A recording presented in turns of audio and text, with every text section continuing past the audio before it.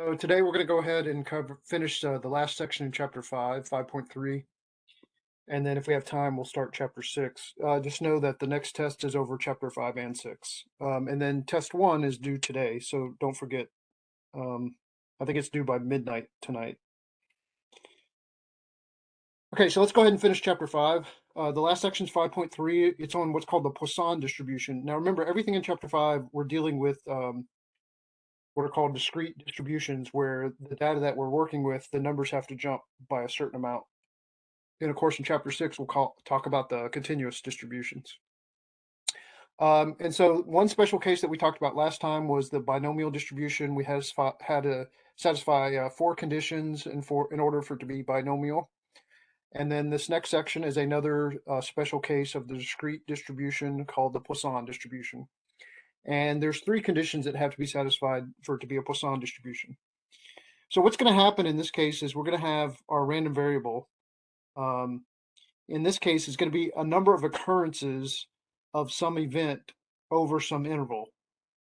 Now, typically it's a time interval, but it could be any interval. It could be a spatial interval, like a square or a rectangle, or a 3-dimensional thing like over a volume.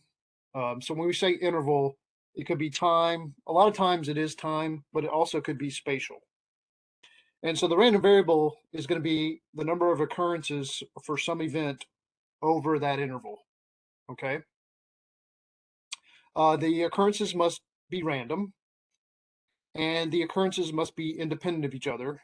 And if you remember, independence is this idea that if an event occurs at this moment in time, it doesn't affect the occurrence or the likelihood of the occurrence of the event at a different moment in time or a different point in the interval. And so as long as we have these 3 conditions, then we have a Poisson distribution. Um, and then, of course, we're going to use the same symbols we've used in the past. The mean number of occurrences over the interval, so the average number of occurrences over the interval, we're going to label that with a mu, and we've done that in the past. Mu stands for the mean, population mean. And then sigma is the standard deviation, and that will be the square root of the mean, which is kind of strange. But for Poisson distribution, the standard deviation is the square root of whatever the mean is, the mean number of occurrences over the interval. And then we'll be able to calculate probability of x occurrences. Now remember, x is the number of occurrences of an event over some interval. So we'll be able to calculate the probability that x is equal to, let's say, 1 or 2 or 3 or 4 by using this probability formula. And the way this works is mu stands for the mean. So it's the mean number of occurrences over the interval. And then you raise that to the x power, which is the number of occurrences that you're trying to find the probability for. Multiply that by this exponential over here, where the base is labeled with e. Now, you may or may not be familiar with e, but e is an irrational number. It's kind of like pi. Uh, e stands for a number, so it's like a symbol, like pi is, and the number that it represents is approximately 2.71828. I'm rounding that off because it is an irrational number, so the digits keep changing. There's no pattern to it, and they go on to infinity. So I can't write down the exact number, and that's the reason we use a symbol for it. Okay, so just know that E is a roughly 2.7. Um, it's just a symbol we use for that number. And then you're going to raise that to this exponent, which is minus whatever the mean is. So it's E raised to minus whatever the mean number of occurrences is. And then you multiply those 2 numbers together on top, and you divide by x factorial. Now remember, x factorial is like if x is 5, then you'd have 5 factorial, and that's just 5 times 4 times 3 times 2 times 1. That's how you calculate a factorial.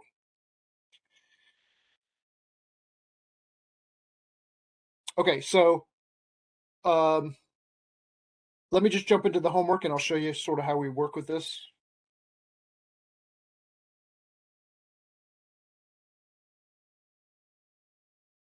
Okay, so here's one of the problems from the homework. It says last year a person wrote 121 checks. Let the random variable x represent the number of checks that he wrote in a single day. And then they say assume that it has a Poisson distribution. So we're going to assume that all three conditions are satisfied. And then they want to know what's the mean number of checks written per day. So one of the important things you're going to have to do when you calculate probabilities for Poisson distributions is calculate the mean mean number of recurrences over the interval that you're talking about. Okay, so the first thing you should probably check on is what interval are we talking about here? Since it's x represents the number of checks he wrote in a day, and it's the number of the event is writing a check, right? And it's how many of those you have over the interval of 1 day. So this is a time interval of a single day. And why that's important is because when you go to find the mean, you have to find the mean number of events over the interval that you're looking at. So we need to find out what's the average number of checks that are written per day first. Okay. And of course, say that last year the person wrote 121 checks. So the average per day would be 121 divided by 365 days. And so if you work that out on the calculator, you get 0.332.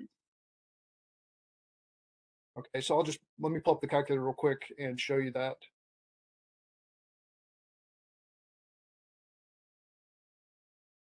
So you would take, they wrote 121 checks over the year last year, and there's 365 days in a year, so that it averages to 0.332 checks per day, about 1/3, right? One third of a check, roughly 0.332 if you round it off. So that's where they're getting the mean, right? That's your mu. Okay. So just be careful about that. Know what time interval you're looking at, or maybe it's not a time interval, but whatever interval you're looking at, you're going to have to find the average number of events per something, per day, per week, per second, per year. Just make sure you have it in the correct units. Okay, then they ask us what the standard deviation is. And the standard deviation for a Poisson distribution is simply the square root of whatever the mean is, which is actually not that difficult to calculate. So now that we know the standard deviation of the mean, we can calculate the standard deviation. We just have to take the square root of that number. So on the calculator, let me pull that back up.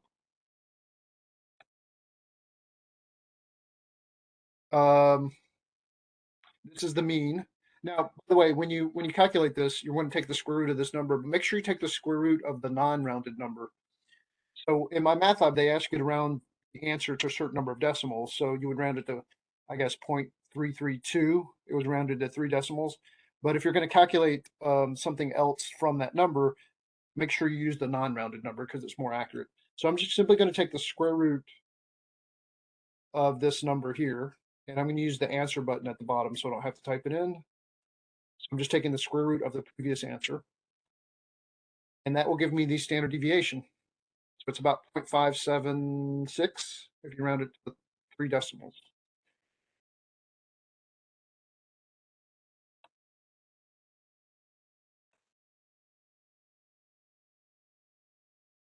And that's where they're getting that number, right? 0.576. So there's our standard deviation. Then they also asked for the variance. I didn't write down the variance as a formula, but all you do is remember the variance is simply squaring the standard deviation. So once you have the standard deviation, you can just square this number to get the variance. Again, I'm going to use the non-rounded number. So I'm going to go back to the calculator and use the non-rounded number instead of the rounded number.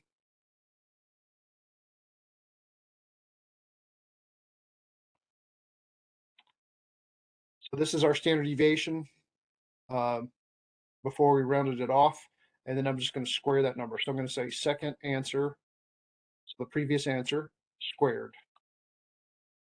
And that'll give us the variance. And so it's about, oh, of course, 0.332, right? I wasn't even thinking. You're going to go right back to this number here, right? Because you took the square root of it. If you square it, you're just going to go back to that same number. So it's going to be 0.332 as well. So it's the same as the mean. In fact, that's always going to be the case if you think about it. For Poisson distribution, the mean up here will be the same as the variance. Those will always be the same. Standard deviation will be the square root of that number, though. Okay.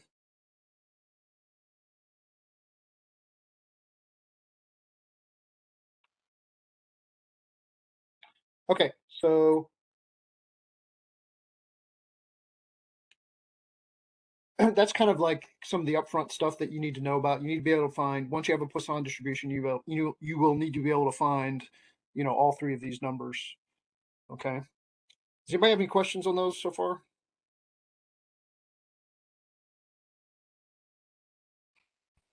Okay, so let's look at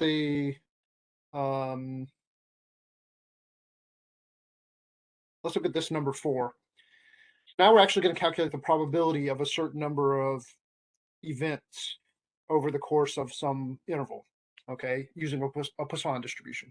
So here, this one says, it says assume that the Poisson distribution applies, so the three conditions that I mentioned apply, okay? And they tell us that the mean number of hurricanes in a certain area is 7.6 per year. So let's just say the United States, just to make it simple. So let's say, in the US, we average 7.6 hurricanes per year. That's the average. And we satisfy all the conditions of Poisson. Hurricanes are random, so that's satisfied. We're talking about a certain number of events over the course of an interval. In this case, the interval is over the course of a year, it looks like. And the events must be independent of each other. I don't know if that's completely true. I mean, if a hurricane occurs in nature, it might affect the occurrence of another hurricane. I don't know enough about the weather to know whether those are independent or not, but we're assuming that they are. Okay, and so it does satisfy the three conditions for being Poisson, a Poisson distribution. Okay, and so notice what they want us to do now. So in part A, they say, look, we're going to find the probability that in a year there's actually 6 hurricanes in the United States. Now remember, we average 7.6 per year. So if we had 6 hurricanes over the course of a year, that would be a little bit below average. And so what they want to know is what's the probability that we'll have exactly 6 hurricanes if we're averaging 7.6 per year? Okay, and that's where this probability formula comes in, the one I have here at the bottom.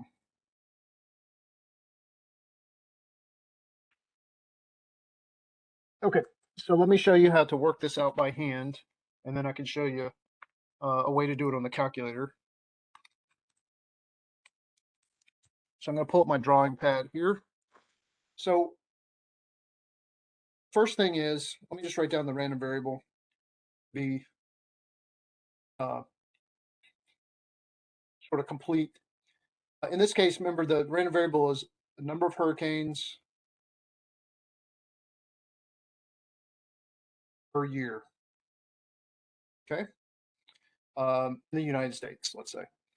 Okay, so what we're trying to figure out is what's the probability that this actually turns out to be exactly 6. Now, of course, look, this number could be 0, 1, 2, 3, 4, 5, 6, 7, 8, 9, 10. And notice it could actually go up to as big of a number as you want, right? I mean, I guess it's possible to have 10,000 hurricanes theoretically. There's no end to this, but it is discrete, right? Numbers have to jump. You can't have 1.5 hurricanes. Okay, so this is a discrete distribution that satisfies these three conditions, and that's the reason it's a Poisson distribution. And that's the reason we can use these formulas. Okay, and so here's the probability formula. So we want to know the probability that x is 6. So I'm just going to plug a 6 in for this x here. And then we got to say mu raised to that power. Well, remember, I think mu was 7.6. That was the average number of hurricanes. So we got to take 7.6, average number per year, and we're going to raise it to the 6th power. That's what x is. And then we're going to multiply that by e, which is this number here, raised to the minus whatever mu is, 7.6. We're raising e to the minus 7.6 power. And then it'll give us a number. This will give us a number, and then we'll multiply those two numbers together. And then when we're done figuring that number out, we're going to divide by factorial. Well, in this case, it's going to be 6 factorial. And remember, 6 factorial is just, a fancy way of writing 6 times 5 times 4 times 3 times 2 times 1, whatever that number is. Okay, and whatever this is, it's the probability that we'll get exactly 6 hurricanes over the course of a year in the United States. Okay, so let me show you how to do this on the calculator. So if you did it by hand,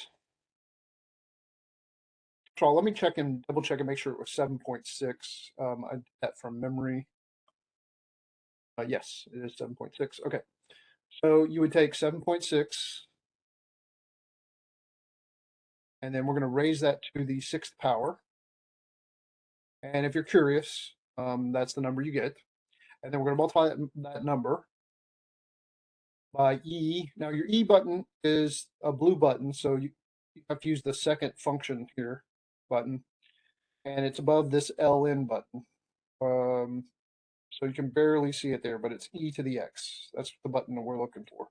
So I'm going to press second LN, but I'm really using the E to the X button, and you can see it's right E raised to something. All right, and we're going to raise it to the minus. Now, this is subtraction, and this is a minus sign, or negative sign. This is the negative sign. This is subtraction. So I want a negative sign here. So negative 7.6. Okay, and when you multiply those numbers together, you get this number. And then finally, we have to divide this by 6 factorial, which is simply 6 times 5 times 4 times 3 times 2. And then if you want, you can put times 1, but timing by 1 doesn't change anything. And so that's 6 factorial. And we divide by that number, and we get 0.133. If you round it off to 3 decimals, 0.134. That's about 13%, right? About a 13% chance. And so let's just check and see if that's correct. That should be it. And that's where they get the probability from, 0.134. Again, that's about 13%. So what we're saying is if the US averages 7.6 hurricanes per year, then the probability that we'll have exactly 6 hurricanes is about 13%. There's a 13% chance of that happening. Now, another way to do this on the calculator where you don't have to like type in everything or as much is you can go to the distribution button, which we talked about last time. That's where you find the binomial function that we used last time. It's where you find all the distributions that we're going to talk about in the class. And of course, like I mentioned before, normal is going to be a very popular one that we'll talk about in the next section. But now we're looking at Poisson. Here's the binomial. And then right below it is the Poisson. And notice that you've got PDF and CDF, which is exactly the same thing for binomial. PDF is when you're trying to calculate probability that X is exactly a number, like we are in this case. So the probability that X is exactly 6, you would use the PDF. The CDF would be for an accumulation. So the probability that you'd have 6 or more. Well, 6 or more would be 6, 7, 8, 9, 10, 11, all the way to infinity. So that's an accumulation of probabilities. That's when you use the CDF function. Actually, I said that wrong. The CDF starts off at 0 and then goes up to a number. So you would use it for like the probability that you have less than 7 hurricanes. Less than 7 is 0, 1, 2, 3, 4, 5, or 6. And so you would use the CDF function and you'd put a 6 in, and it would calculate the probability starting at 0 up until the number that you put in, which in this case, I guess, would be 6, and it would add them up from 0 to 6. So that's when you use the CDF function. But we're trying to find the probability that it's exactly 6, so we're going to use the PDF one, so Poisson PDF.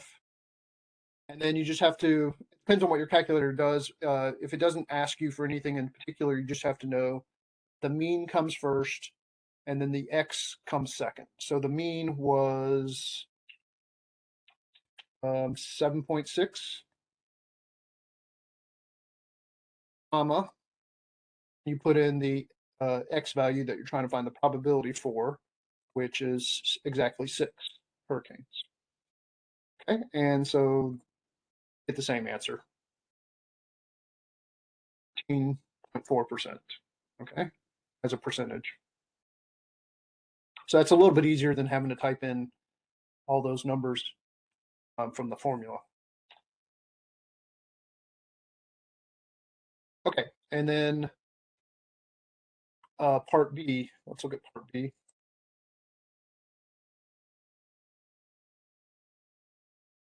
Okay, so part B says, in a 55-year period, how many years are expected to have 6 hurricanes? So in other words, what they're saying is we wait 55 years over the course of a 55-year period. How many of those years have exactly 6 hurricanes? How would you figure this out? Well, we know the probability of exactly 6 hurricanes in a given year is, 0.134, or rounded off. If we multiply that by 55, then that'll tell you how many of those years we would expect to have exactly 6 hurricanes. So that's all we're going to do. We're going to take 55, multiply. In fact, here's the probability of exactly 6 hurricanes. So I'm just going to take the previous answer and multiply that by 55.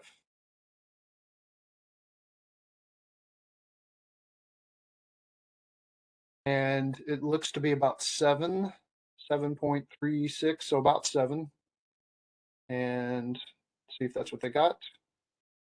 So 7.4 if you round it off.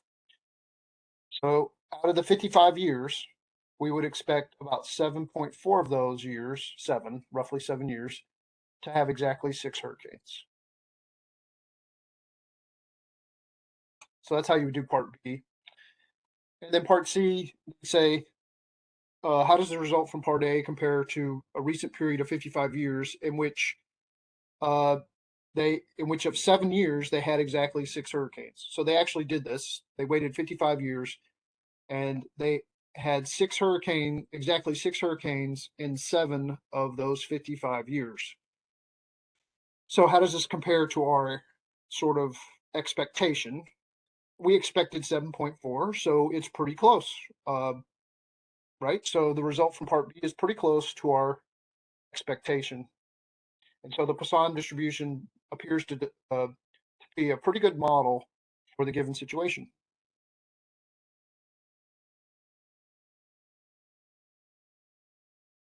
Okay, so that's kind of how you work out that one.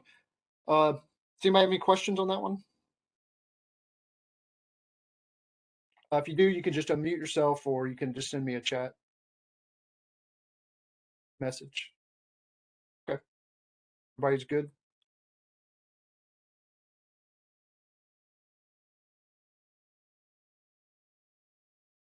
Okay. And so that's pretty much what the rest of this homework is about. The only other one that I'm concerned about that you might need some help on is this one. So let's just run through this one and then we'll go to the next section. It says, in a recent year, an author wrote 187 checks.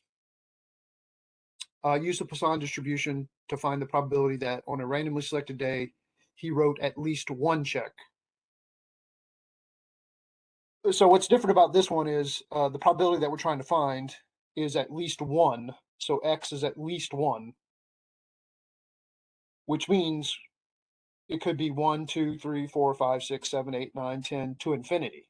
I mean, there's no end to how many checks they could have written in a single day, theoretically speaking.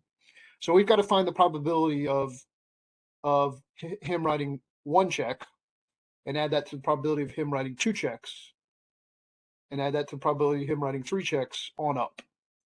So how do we calculate something like that? Well, here's how you do this. If you go to your distribution button and scroll down to Poisson, I'm going to use the CDF function, cumulative one. And we're going to find the probability that he wrote the complement of this. then say 1 minus it, like we did in the previous section. So let me write this out because it may be confusing. I don't write it out.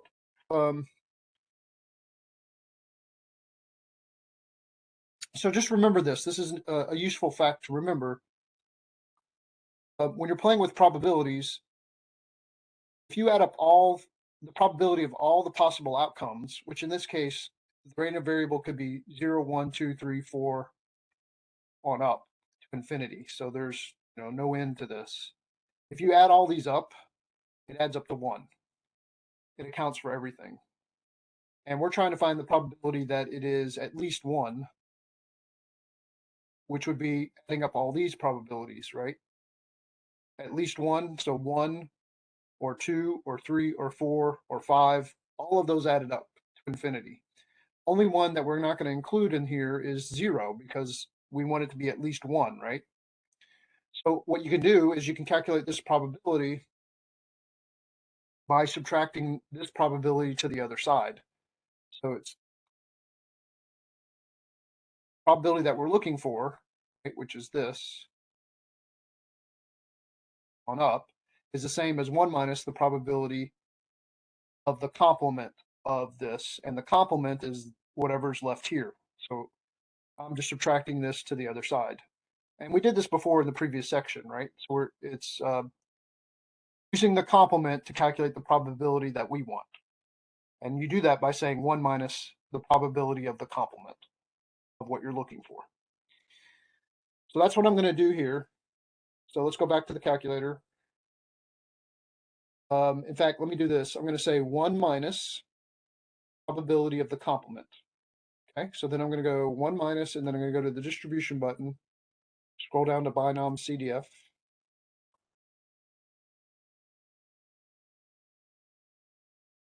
Not binom, Poisson CDF. It's a Poisson distribution, not binomial.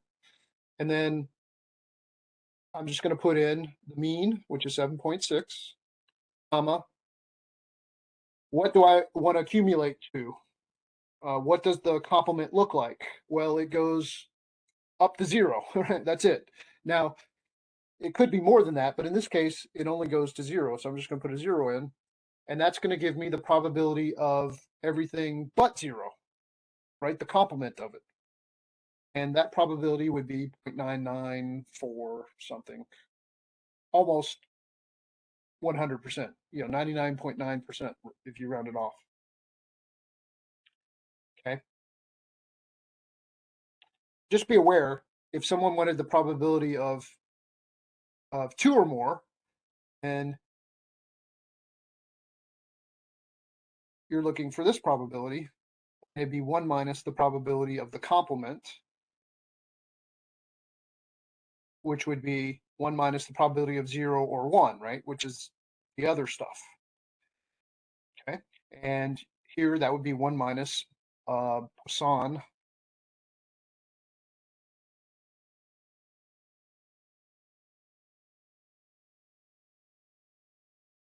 CDF. And then you put in the mean, I guess in this case 7.6. And then this time you put in a 1 because you want to go from 0 to 1 here, right? This, if you want to calculate this right here, we do accumulate from 0 to 1, right? And then you stop at 1. And if this was 3, you want to calculate it from 3 on up, and you would want to add in probability of 2. That's the complement. So it's 0, 1, and 2, and then you would put 2 here. So that's how that would work, okay? Okay, but for us, there's only one number here. Complement is the probability of 0, and that's why I just put 0 in on the calculator. So 1 minus Poisson CDF of 7.6 with a 0 for x, okay? All right, so that's how you do that one. That one's a little tricky. I just want to make sure, we went over that one.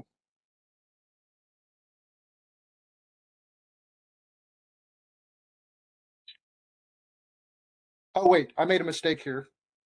I did the hurricane average. Sorry, I was thinking it was the hurricanes. I put in 7.6. That was the average for the problem with the hurricanes. The average here is wrote 187 checks last year, and we want that per day, right? Because this says find the probability that on a randomly selected day he wrote at least one check. So we want average per day. So let's go back and redo this real quick. I kind of messed up on it. So the first thing I need to know is what the average is per day. So they wrote 187 checks over the course of 365 days. So that averages to, this number. And then you go and do 1 minus Poisson, oops.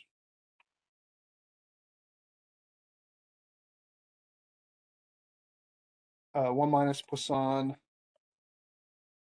CDF from where the mean of this means. I'm just going to put in 187 divided by 365.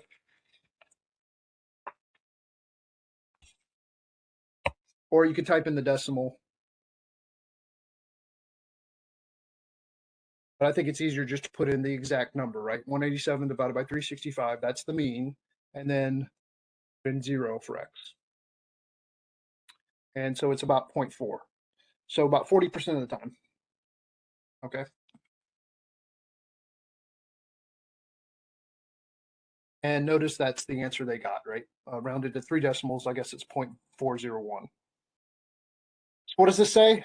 There's a 4% chance that this person would write at least one check on a given day if they average 187 checks per year. Okay.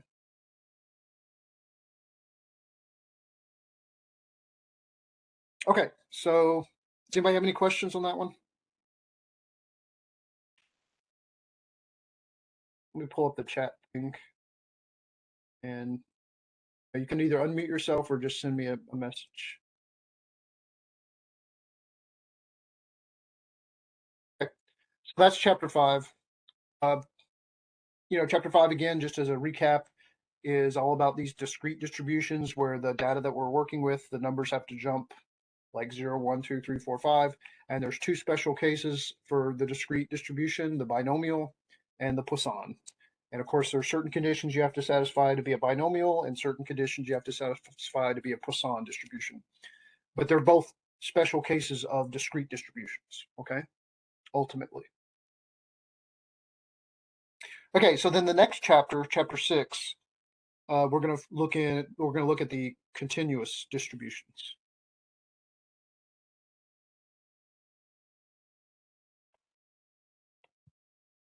Okay, so I'm just going to pull up the homework. I think it's probably the best place to start. Let's pull up 6.1, and it's on what's called the standard normal distribution. Remember, normal means bell-shaped.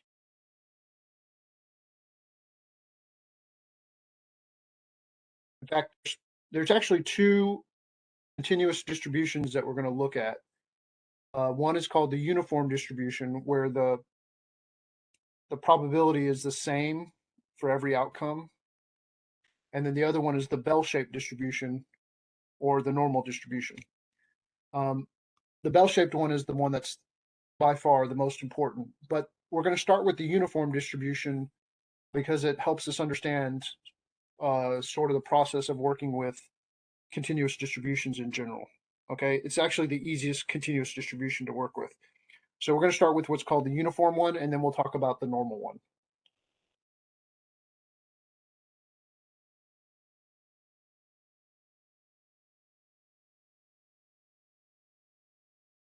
Okay, so why don't we start with this one? So this is the third problem from 6.1, and it says the waiting times between a subway departure schedule and the arrival of a passenger are uniformly distributed between 0 and 9 minutes. Find the probability that a randomly selected passenger has a waiting time greater than 1.25 minutes.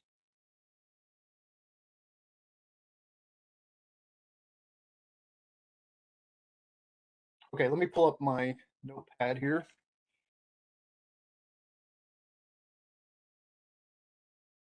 First of all, I'm going to define the random variable in this case. X.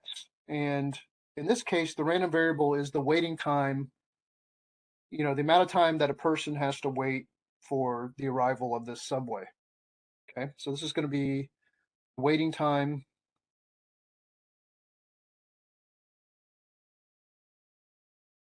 for the subway in minutes, I think they said. I think it's being measured in minutes. Let me double check that.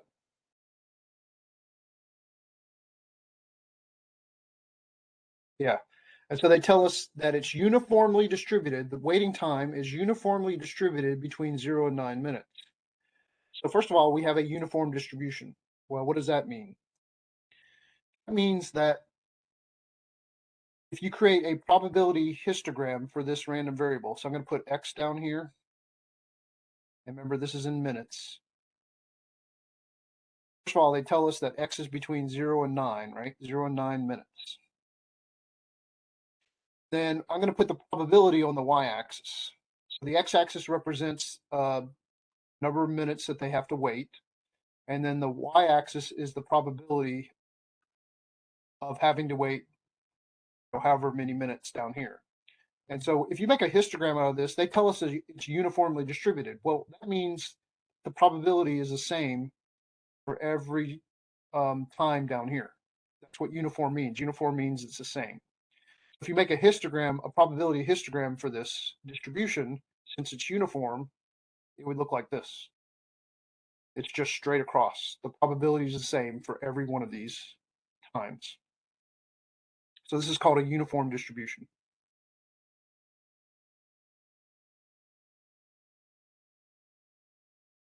Now, I may be getting ahead of myself a little bit.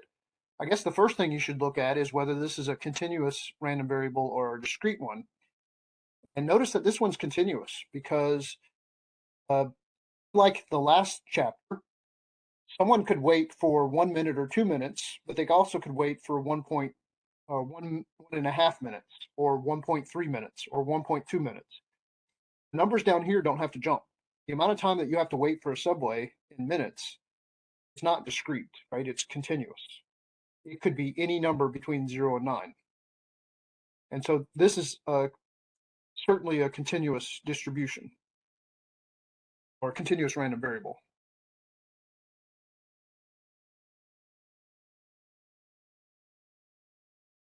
And we're told that it's uniform, so that means it's the same. The probability is the same for every one of these numbers. So the chance that I wait 0 minutes is the same as the chance that I wait 9 minutes. Now, here's one of the reasons we're doing this kind of problem is to get you familiar with how we handle continuous distributions, okay? What we're going to do for continuous distributions, including this one, is we're going to assign the area in here. We're going to assign whatever amount of area in here is, we're going to assign it to be 1, the total area in this little rectangle.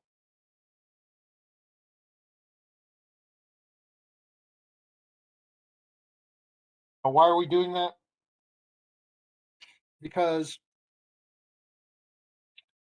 we're going to do that because the probability that X is between 0 and 9.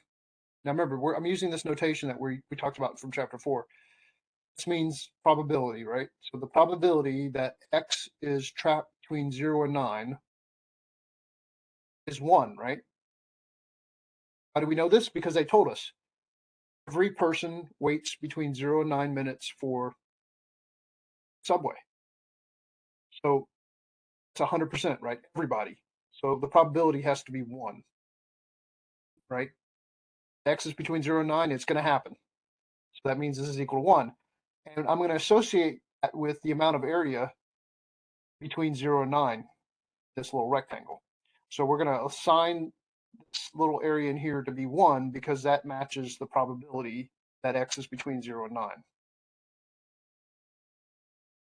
That's useful. Why is that useful? Because if you go back and look at the problem, ultimately what they want us to do is find the probability that a randomly selected passenger has to wait a waiting time greater than 1.25 minutes.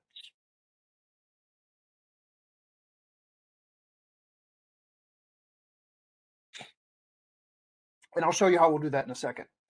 So before we calculate, I guess that's part A, probability that X is, you have to wait more than 1.25 minutes. Okay. We're going to calculate that ultimately. Before we do this, though, we're going to try to figure out what the height of this rectangle is. All right. We know the width, like how far it is, or whatever you call this, length, and then height, I guess. We know this distance, right? That's just 9 units. 9 minus 0. This is 9 units long. We know the total area is 1. So the area of a rectangle is length times width or height, whatever you want to call this. Let's call this length, and we'll call this side width. Okay. And we're assigning the area to be 1 because it's same as the probability of X being between 0 and 9. It's convenient to do that. And the length is 9. So then we should be able to figure out what the width is. Well, 9 times what gives me 1? Well, the only thing that would work would be 1/9. And you can solve that by dividing by 9, right? Divide the 9 to the other side. And W has to be 1/9. Of course, 9 times 1/9 is 1. So the width here is 1/9. Oh, well, that's the probability, right? This stands for probability, right? This X, the Y-axis stands for probability. So this is at 1/9. That's the distance from 0 to here is 1/9, right? That's the width of the rectangle. 9 by 1/9 gives us the area of 1. And this is uniform. So it's 1/9 all the way across. Okay. Now, why is that helpful? Because when I go to calculate this, now I want part A is find the probability that X is more than 1.25 minutes. Well, 1.25 is about right here. Probability is the same as the area. So the probability that you're above 1.25 would be the amount of area in here. And that's a little bit less than 1, right? Because 1 would be the entire rectangle. So the probability of waiting more than 1.25 minutes would be whatever the area is in this rectangle here. And we know it's a little bit less than 1. Well, what is it? Length times width, right? This is just a rectangle. We know the width is 1/9, and the length is whatever 9 minus 1.25 is. I guess that's something like 7.75. Right? So length times width will give us this area.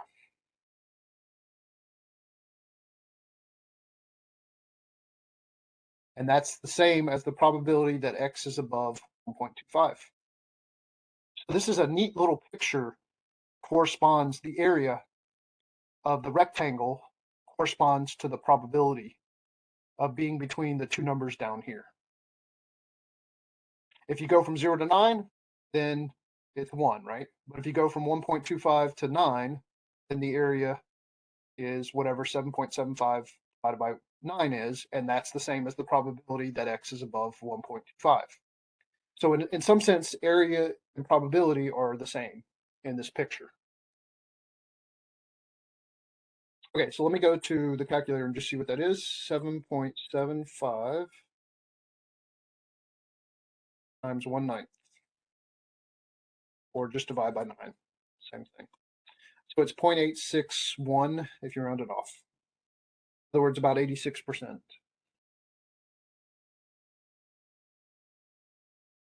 And notice that is less than 1.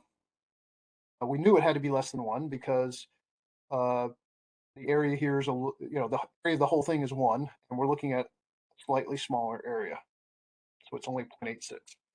And so let's go back to the problem and see what they got. Oh, I didn't. Oh, let me put it in and see if it's right. Rounded to 3 decimals. And that's the correct answer. So yeah, in other words, well, okay, we still have it. So again, what this says is there's an 86% chance that the person would have to wait more than 1.25 minutes for the subway. Nice thing about this is,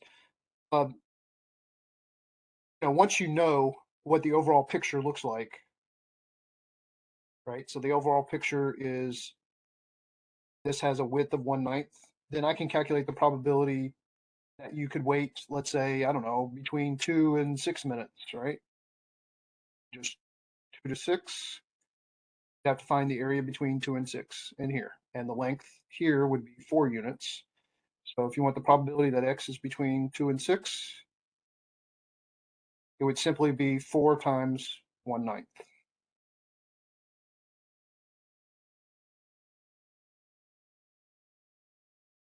So there's a 4 in 9 chance that you would have to wait between 2 and 6 minutes. So the heart, kind of the key to this problem is figuring out what this width is. And that's what we did up here. Once you know what the width is, then you can ask me any probability you want, and I can figure it out. I just have to find the length of the rectangle here and multiply it by 1/9 the width here, and that'll give me the probability that x is between two numbers down here. It's pretty neat. That's very useful. Okay.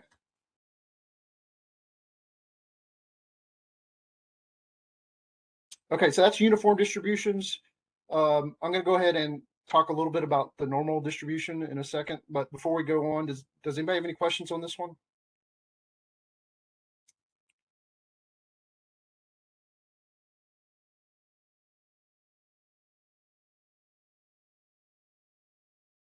Okay, so then the other kind of continuous distribution that we're going to focus in on is it's the most important distribution in all of statistics is that bell-shaped distribution, which we call normal.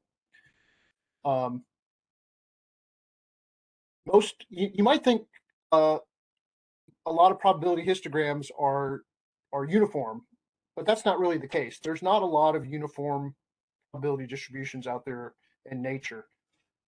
The most common type is bell-shaped, and so that's the reason it's the most important. Okay, of course, bell-shaped distributions, if I make a probability histogram, I'm going to do the same thing. I'm going to put probability on the y-axis and the random variable on the x-axis. If it has a bell-shaped distribution, then it means it does this, right?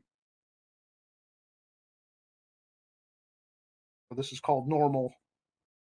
It happens so often, but normal just means bell-shaped.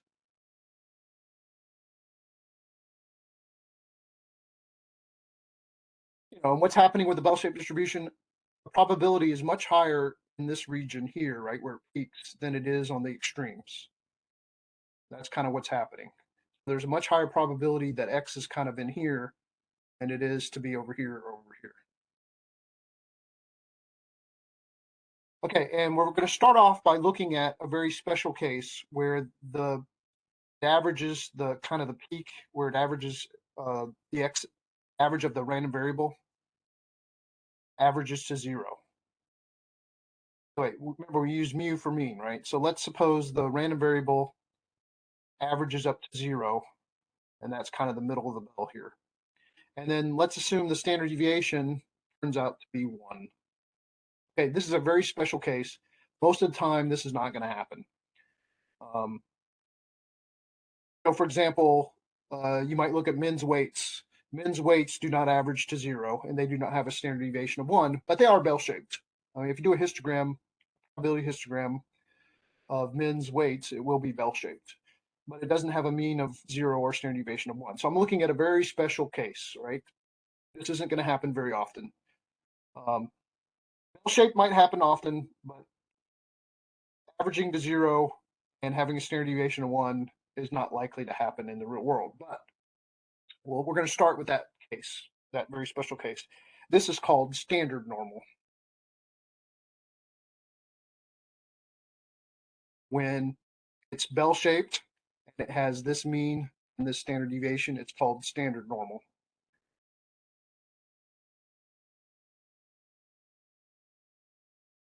Now, what's unique about standard normal is, if you remember from one of the earlier chapters, we talked about this idea of what's called a z-score for relative standing. If you want to know the z-score for x, you subtract the mean off You divide by what a standard deviation is, and that'll tell you what the z-score is for x. So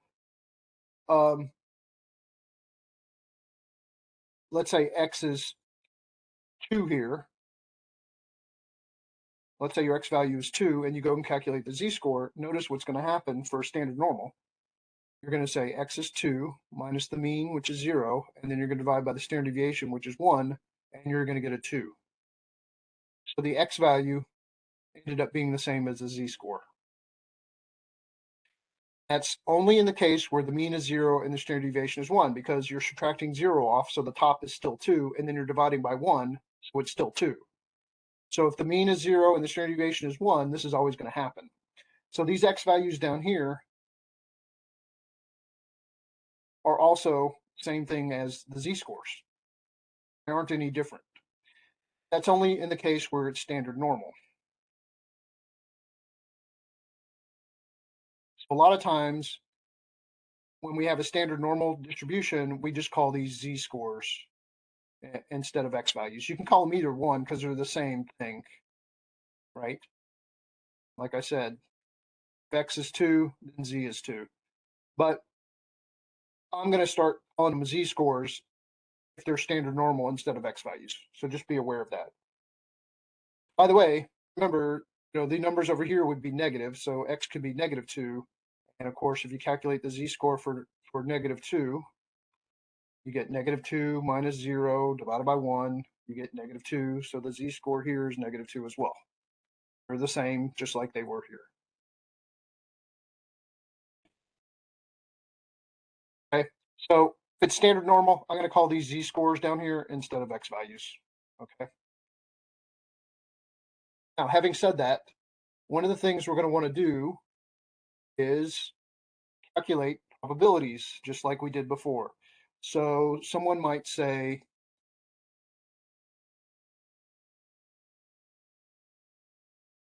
let's suppose that we have some data that's bell-shaped, and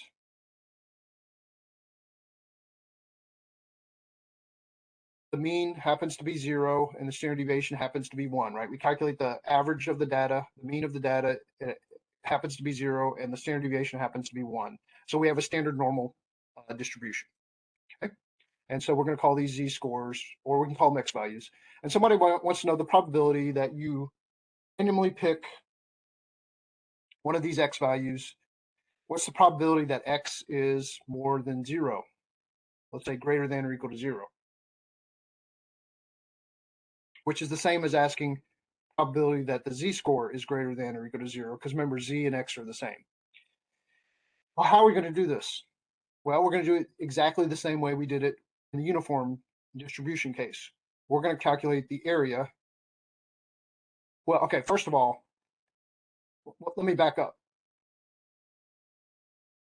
Let's back up. What's the probability that x is between minus infinity and infinity? Let's start with there. So minus infinity is all the way this way. Infinity is, my pen's not working. All right, all the way this way. So what's the probability that you randomly pick something and it's between negative infinity and infinity? Well, these can't be equal, so let me take those off. So what's the probability it's between negative infinity and infinity? Well, the answer is 1. Random variable is going to be some number, right? From minus infinity to infinity. It's got to be some number. So the probability it's between negative infinity and infinity has to be 1, right? Now, let's then ask, what's the probability that it's above 0? 0 or above? Well, this gets back to this idea that this total area in here is 1. Total area is 1 in here, right? Everything in here has an area of 1, just like it did in the uniform case.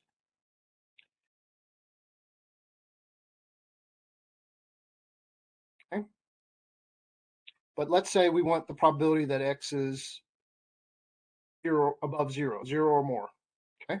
Well, then that would be the area just on this side, right?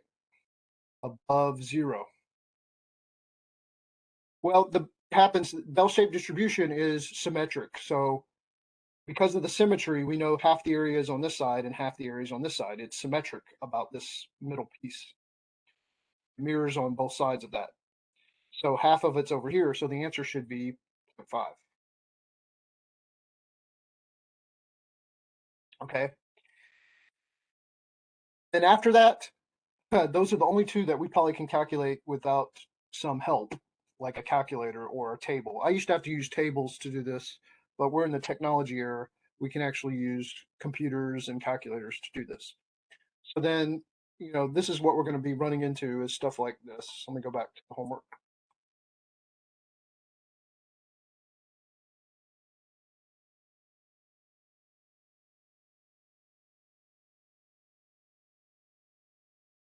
So this first one, they give you, okay, so they say, find the area of the shaded region. And the graph depicts a standard normal distribution with a mean of 0 and standard deviation of 1. Okay. And then notice they're calling these z-scores, right? Z is 0.86. I want you to find the area from negative infinity all the way up to 0.86. Z-score 0.86. Now remember, 0 is in the middle, right? 0 is here in the middle, so 0.86 should be a little bit above that, and it is. So the answer is more than half, right? We know from here on up to 0, half the area. We're going past 0. We're going all the way up to 0.86. So this should be more than half. The problem is this is not a rectangle. There's not an easy way to calculate it. There's no nice little formula that we can use. That's where I had to use tables. I'd look this up on sheets of paper where they'd have tables to help tell us what the answer is. We can use the calculator. So we're just going to go to our distribution button. And we're going to use normal CDF instead of PDF because we're going to accumulate. And I'll show you that in a second. So when you do the normal CDF, you're going to accumulate a certain amount starting at some left X value or Z score in this case, and ending at some right X value or Z score. So if we go look at our diagram, it starts off at negative infinity. That's the left Z score or X value. And then the right one is 0.86. So that's what you have to put into the calculator. So unfortunately, there's no negative infinity on the calculator, so I just put in negative 9999, like a really negative number. It's as close to negative infinity as we're going to get. And then comma, the right one, which is 0.86. And the syntax of the calculator, if you put another comma in, you're going to put in the mean, which is 0 because they told us that. And then the next comma, you're going to put in the standard deviation, which is 1. If you don't put these in, calculator assumes that they're 0 and 1, standard normal. And I'll show you that in a second. So you could put them in if you want, but if you don't put them in, it assumes that the mean is 0 and the standard deviation is 1. So the answer is 0.805, about 80% of chance. They went us around to 4 decimals. Let me just check that. 4 decimals would be 0.8051.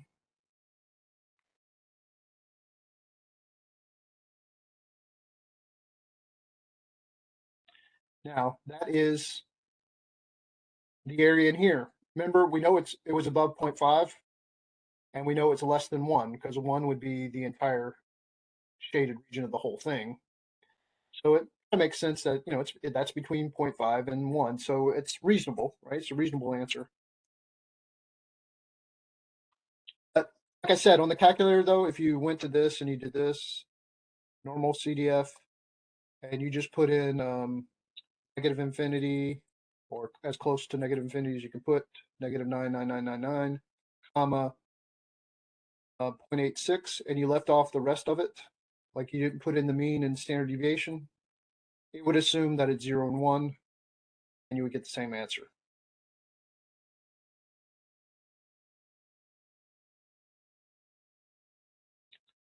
Okay, so I think we're gonna have to leave it there. There's a little bit more to 6.1 I'm gonna talk about. Um, we'll pick that up next time because we're kind of out of time. Does anybody have any questions about anything before we end it? Just unmute yourself or send me a message.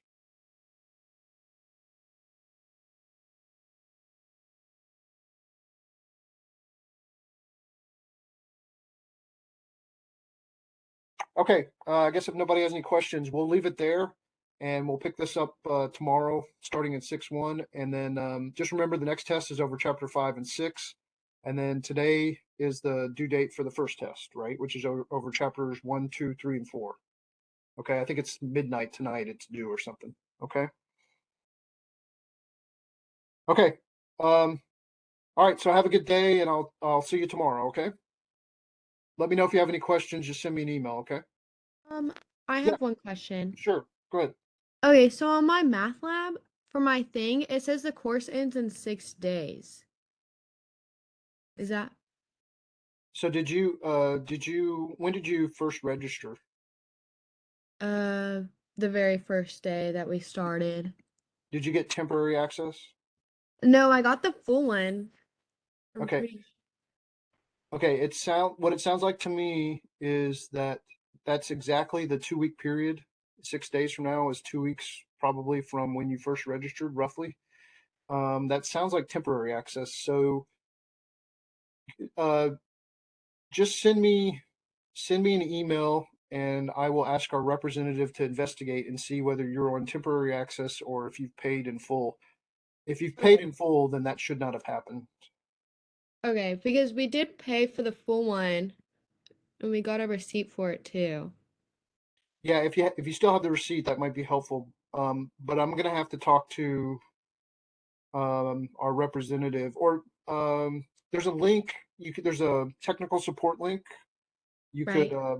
fill that out and directly to my math lab and ask them why yours is going to end in 6 days, and tell them that you have a receipt because you said you paid in full, and it looks like it's giving you temporary access when it should be full access. Okay. But if you're I'll send you the link if you need it, and then you can send me your case number, and I can send that on to my rep, and they can look into it as well. Because once you fill out a form, it gives you a case number. Okay. Okay, And then thank you. yeah, someone asked if the course ended on the 18th, and that is correct. It ends on August 18th. That's the last day. So by then, you have to have all the homework done, and the all the tests and the final exam have to be done. And then, yes. Okay. Any other questions about anything? Okay. Well, if anything comes up during the homework or any questions you have, just send me an email or you can ask me tomorrow. Okay. Okay. Guess we'll end it there. Have a good day. Bye bye.